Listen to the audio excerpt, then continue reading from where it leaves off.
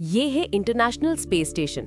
2 दशकों से भी ज्यादा समय से ये आउटर स्पेस में हमारा घर रहा है, पर ये किसी और घर जैसा नहीं है। आईएसएस का साइज एक फुटबॉल फील्ड जितना है। ये अर्थ की परिक्रमा साउंड की स्पीड से 23 गुना ज्यादा स्पीड से करता है और इसे बनाने में लगभग 160 बिलियन यूएस डॉलर्स का खर्च आया है, जिससे ये स्पेस स्टेशन अब तक की सबसे महंगी बनी हुई स्ट्रक्चर है। और ये सब जितना प्रभावशाली लगता है, असल में इसे एक्सेप्शनल बनाने वाले यहाँ के लोग हैं। पूरी दुनिया के इंसान एक ऐसी जगह पर एक साथ रह रहे हैं जो बॉर्डर्स, एटमॉस्फेयर और ग्रेविटी से परे है। तो चलिए आईएसएस के अंदर झांक कर देखते हैं कि अर्थ से 250 माइल ऊपर रोजमर्रा की जिंदगी कैसी होती है।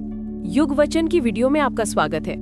ठीक है, तो सबसे पहले हमें एक स्पेसक्राफ्ट में खुद को कसकर बांधना होगा और ब्लास्ट ऑफ की तैयारी करनी होगी।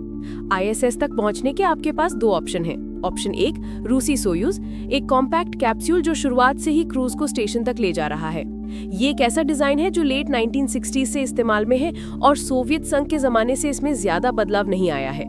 ऑप्शन 2, स्पेसएक्स क्रू ड्रैगन, जिसका बाहरी डिजाइन स्लीक है, अंदर से ये स्पेशियस और कंफर्टेबल है और इसे मॉडर्न एरा के लिए बनाया गया है, जिसमें ज्यादातर टच स्क्रीन कंट्रोल्स है।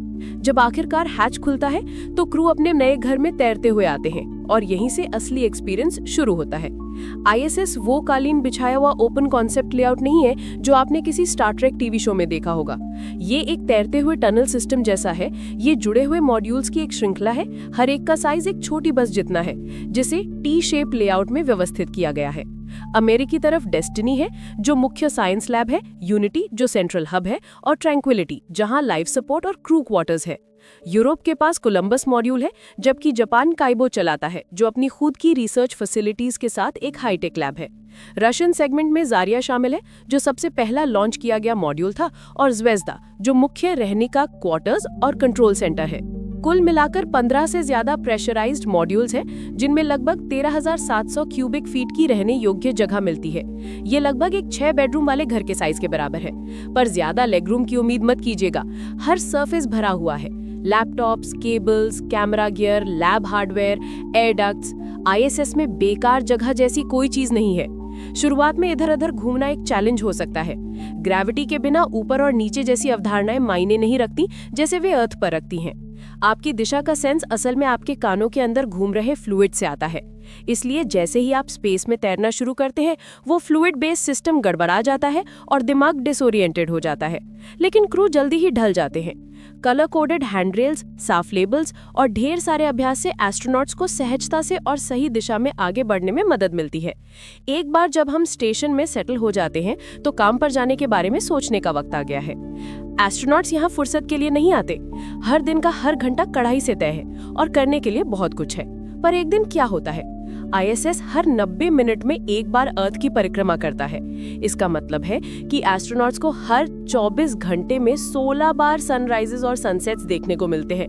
ये तेज रफ्तार दिन रात का साइकिल किसी व्यक्ति के इंटरनल क्लॉक को गंभीर रूप से बिगाड़ सकता है, और ये असल में आपकी हेल्थ के लिए बहुत बुरा है। इसका मुकाबला करने के लिए क्रू एक मानक 24 घंटे के अर्थ के दिन का पालन करता है। आईएसएस विशेष लाइटिंग सिस्टम्स का उपयोग करता है जो प्राकृतिक सनलाइट की नकल करते हैं, ताकि उनके सोने का पैटर्न बना रहे। इस तरह वो ऑर्बिटल इंसोम्निया नाम की उस स्थिति से बचते हैं जिसने शुरुआती स्पेस एक्सप्लोरर्स को परेशान किया था। स्पेस में बोर्डम से लड़ना भी बहुत जरूरी है। अब ये सुनने में मामूली लग सकता है, लेकिन जब लोग खुद को बिना कुछ किए पाते हैं तो हम ज्यादा इम्पल्सिव, ज्यादा इरिटेबल, ज्यादा वॉलेटाइल होने लगते हैं। और जब हर कोई एक ही जगह पर फंसा हो और बाहर निकलने का कोई रास्ता ना हो, तो आप ऐसा नहीं चाहेंगे। ये सुनिश्चित करने के लिए कि किसी के पास अजीब होने के लिए पर्याप्त खाली समय ना हो, एस्ट्रोनॉट्स के दिन मेटिकुलसली 5 मिनट के टुकड़ों में स्केड्यूल्ड होते हैं। ये सब मिशन कंट्रोल में ऑपरेशंस प्लानिंग टीम की बदौलत है। आईएसएस के लिए असल में कई ग्राउंड कंट्रोल सेंटर्स हैं जो अमेरिका, रूस, यूरोप और जापान में स्थित है। इसलिए स्पेस में क्या टाइम हुआ है ये तय करने में अपनी दिक्कतें आ सकती हैं। इंटरनेशनल पार्टनर्स ने ग्रीनविच मीन टाइम या जीएमटी पर सहमति जताई, जिसका मतलब है कि आईएसएस उसी टाइम जोन में काम करता है जिसमें यूनाइटेड किंगडम है। स्पेस स्टेशन में आपका वर्क डे सुबह 6 बजे शुरू होता है और रात के 9:30 बजे तक चलता है। एस्ट्रोनॉट्स आमतौर पर अपने दिन की शुरुआत बाकी सब की तरह ही करते हैं, तैयार होते हैं और काम के लिए तैयार होते हैं। पर यहीं से जीवन जटिल होने लगता है। यहाँ कोई शावर नहीं है। ग्रेविटी के बिना पानी ड्रेन में नहीं जाएगा, वो हर जगह फैल जाएगा और ये अच्छी बात नहीं है। जब आप ग्रेविटी को हटा देते हैं तो पानी बहुत ही असामान्य तरीके से बिहेव करता है। पानी एक साथ चिपके रहना चाहता है और तैरते हुए गोले बनाना चाहता है। पानी दूसरी चीजों से भी चिपकना चाहता है, इसलिए अगर आप अपने चेहरे पर पानी डालते हैं तो वो चिपक जाएगा, वो टपकेगा नहीं। अगर आप अपने टूथब्रश पर पानी डालते हैं तो वो वहां भी चिपका रहेगा। तो सुबह उठकर खुद को धोने के लिए आप बेसिकली बस साबुन के साथ एक कपड़े पर पानी लगाते हैं और एक तरह का स्पंज बाथ लेते हैं। लग्जूरियस तो नहीं, पर इफेक्टिव है। सबसे अजीब हिस्सा ये है कि आप टूथपेस्ट थूक नहीं सकते, वो बस हर दिशा में उड़ जाएगा, इसलिए आपको उसे निगलना होता है। तैयार होना आसान है क्योंकि आपको अपनी वार्डरोब को अपने साथ स्पेस में लाने की अनुमति नहीं है, इसलिए ज्यादातर एस्ट्रोनॉट्स एक बार में लगभग 2 हफ्तों तक हर दिन एक ही टी शर्ट पहनते हैं। पैंट्स आमतौर पर कुछ महीनों तक पहनी जाती हैं और फिर जब कपड़े बहुत ही मैले हो जाते हैं तो हम उन्हें धोते नहीं हैं, हम बस अपने कपड़े ट्रैश में फेंक देते हैं। अब बात करते हैं आईएसएस पर जीवन के अजीब तरीके से आकर्षक हिस्से की, टॉयलेट। स्पेस में आप चीजों को नीचे खींचने के लिए केवल ग्रेविटी पर निर्भर नहीं कर सकते, इसलिए आईएसएस काम करने के लिए सक्शन का इस्तेमाल करता है। ठोस वेस्ट के लिए एस्ट्रोनॉट्स खुद को एक छोटी सीट से बांधते हैं जो असल में बहुत ही छोटी है। एक बार जब आप अपना काम कर लेते हैं तो सक्शन सब कुछ एक प्लास्टिक लाइन्ड कंटेनर में खींच लेती है। फिर आप एक स्टिक का इस्तेमाल करके अपने वेस्ट वाले प्लास्टिक बैग को एक स्टोरेज बकेट में ठूस देते हैं। इन्हें हर 10 दिन में बदला जाता है और आखिरकार इन्हें बाकी सभी ट्रैश के साथ स्पेस में फेंक दिया जाता है और ये अर्थ के एटमॉस्फेयर में जल जाता है। यूरिन के लिए एस्ट्रोनॉट्स वैक्यूम होस से जुड़ी हुए फनल का इस्तेमाल करते हैं, जिसे महिला और पुरुष दोनों के लिए डिजाइन किया गया है। सक्शन तरल पदार्थ को एक टैंक में खींचती है जहां उसे फिल्टर किया जाता है और पीने के पानी में रिसाइकल किया जाता है। औसतन आईएसएस पर कुल पानी का 70% रिसाइकल होता है। एक क्लोज्ड वाटर साइकिल के बिना स्पेस में काम करना असंभव होगा। तो हाँ, आप अपना खुद का पी पीते हैं और बाकी सबका पी भी पीते हैं, पर आप उसे सांस में भी लेते हैं। अब हम अजीब हो रहे हैं, पर ये फैसिनेटिंग है। स्पेस में ऑक्सीजन एक कीमती कमोडिटी है। आईएसएस में एक वेंटिलेशन सिस्टम है जो हवा को लगातार फिल्टर करता रहता है, कार्बन डाइऑक्साइड को हटाता है और उसे रीसर्कुलेट करता है। लेकिन आखिरकार आप सारी ऑक्सीजन का उपयोग कर लेते हैं। इस प्रॉब्लम को हल करने के लिए रिसाइकल्ड पानी का एक हिस्सा इलेक्ट्रोलिसिस मशीन में भेजा जाता है। ये पानी के अणुओं को उनके आधार एटम्स हाइड्रोजन और ऑक्सीजन में विभाजित करने के लिए इलेक्ट्रिसिटी का इस्तेमाल करता है और फिर रिसाइकल्ड पी से निकाली गई ऑक्सीजन को स्टेशन की एयर सप्लाई में वापस मिला दिया जाता है। ठीक है, अब खाने का वक्त है। आईएसएस पर खाना आमतौर पर 2 मुख्य वैरायटीज में आता है। सबसे पहले थर्मोस्टेबलाइज्ड फूड है, जिसे हरे पाउचेस में पैक किया जाता है, बेसिकली मिलिट्री एमआरईज का एक स्पेस वर्जन। दूसरा फ्रीज ड्राइड फूड है, जिसमें से सारी नमी हटा दी गई है। एस्ट्रोनॉट्स बस गर्म या ठंडा पानी मिलाते हैं, भोजन को रिहाइड्रेट करते हैं और ये खाने के लिए तैयार है। लेकिन एस्ट्रोनॉट्स अपनी मर्जी से कुछ भी नहीं खा सकते।